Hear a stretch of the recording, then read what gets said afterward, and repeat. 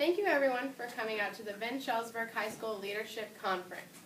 Today, I have the honor to introduce one of the most well-known women in the world. She is well known for her humorous daytime talk show. From entertainment to changing everyday lives, Ellen DeGeneres is not only known for her outstanding leadership, but for her success in the past 37 years where she first began her career performing. Ellen was born on January 26 in 1958 in Louisiana. At first, Ellen wanted to be a veterinarian, but that all changed when instead she waited tables, sold vacuums, painted houses, and worked as a legal secretary. Ellen was never the comedian type in her family. It wasn't until DeGeneres had to give a speech at a public speaking event where she found herself scared of the crowd and used humor to get her through the experience. After what she thought was a terrible speech, ended up being a success. She received many offers to do stand-up comedy. She began in 1981. She got her first break in 1986, acting on Jay Leno.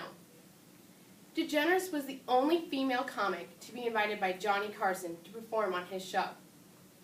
After that, she began to make regular visits to the show. Only 8 years later did Ellen finally have another big break. In 1994, she had her first show. These Friends of Mine was the name, but it was eventually renamed. And Ellen officially came out gay in 1997. Her show received a lot of critical remarks, which also include advertisement withdrawals.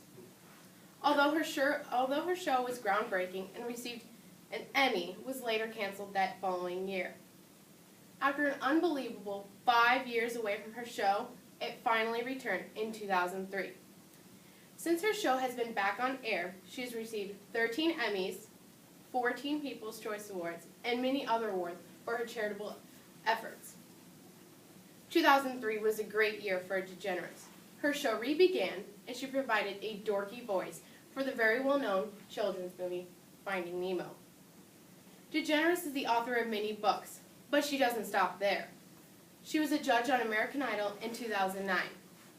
DeGeneres also started her own record company, Elevin. She also hosted the 38th and the 39th Grammy Awards, the 79th and 86th Emmy Awards.